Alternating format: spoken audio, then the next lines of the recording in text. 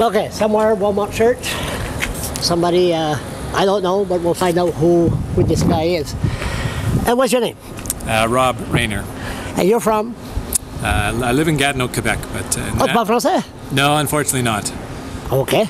Gatineau, Quebec. Yeah. How can you live there and can't speak français?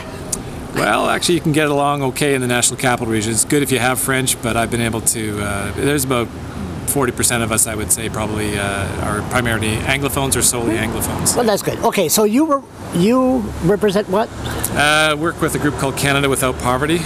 It's a national group that's been around for 40 years, and we work on poverty issues in the country, trying to address them from public policy and legislation. Yeah. I don't know you, but the night of the federal election, did you sleep with your eyes open when you found out the majority? Yeah, it was an outcome that wasn't entirely surprising, but it's pretty disconcerting for us because the current government is not very receptive to a lot of what we and many other groups have been calling for some time.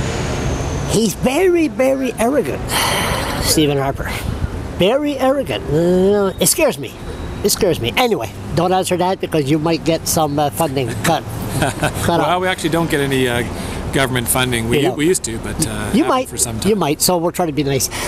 So, do you see a problem? What's the major problem? I hear you mention. Okay, that's one question I want to ask you. Aboriginal. You talk about it a lot.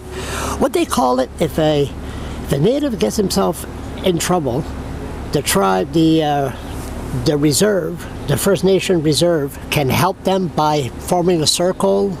Do you know? Are you familiar with that? No, not really. No, I don't. I'm not in those. I'm not in that network or that circle or that culture, so to speak. No? So no, I'm not really able to comment on that. So what's the major problem? Well, I think there's two. I think the two big things are, one, we don't live up to the human rights agreements that we've signed on to. And if we were to live up to the human rights agreements, we would put in place the structures to allow proper supports to be guaranteed for people. And so related to that, poverty is not solely about income, but it's clearly a lot about income.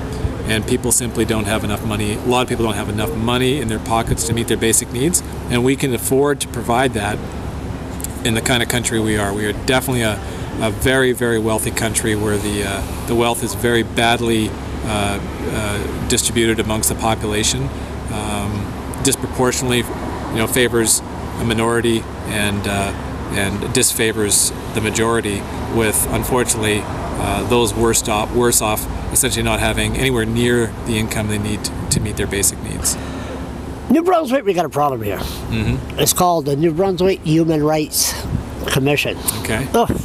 Oh, just terrible. Just they won't recognize the poor as human beings. Mm-hmm. They'll have. Let's just give you an example. St. John. Have you been to St. John? Yep. I used to live in New Brunswick for 18 years. Okay, so you know St. John is poor. The south end. Yeah. You're familiar with that. Yeah. And the north end. Mm-hmm. They decided to have a meeting to listen to the poor concern. They had a meeting at UNBSJ. Mm-hmm. In February, -40 wind chill. Right. And as opposed to being right there in the community. Exactly. Right. And that sent a strong message. And here in Fredericton, they had a meeting on top of the hill, St. Thomas. Mm-hmm. So if you have a group that's paid by the government that do not recognize, I'm sorry, I'm talking more than you here. But you have a group that don't recognize the poor, the less fortunate, as human beings, we got a problem. Mm-hmm. Do you see that across Canada a lot?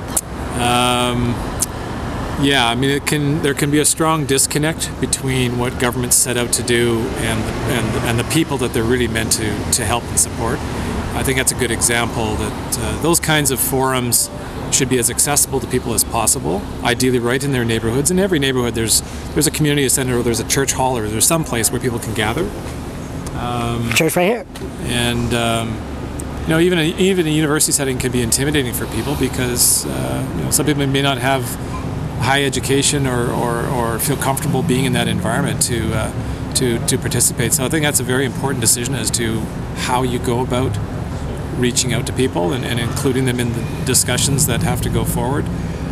So if that was the tactic taken in St. John, it's definitely unfortunate. And here in Fredericton, how long have you lived here? I did. I lived here in Fredericton for 5 years, and actually I think it was 2 years right here on the we're in the south or the north. We're in the south. Yep. And then 3 years up the Nashwauk Valley. Great. So you're very familiar when I use the word snobs. Every community has its polarizations. I've lived in St. Andrews. I've lived in a number of places, and every community has its polarizations of the population, which is unfortunate because we are all human beings. But here they made the decision that affects the rest of the province, especially for poverty. And what I'm saying is, I'm sorry I cut you off there. The social assistant building, they move it across the river to the highest peak of the city with no transportation. Making it that much more difficult for people to get there and get the help they need. Yeah, again, that's another, those kinds of decisions need to be looked at very, very carefully. The principle should be to make access as easy as possible for people. Listen, you got a website? We do. What is it? www.cwp-csp.ca. And you got an email? Somebody can contact you? Yep, it's rob@cwp-csp.ca.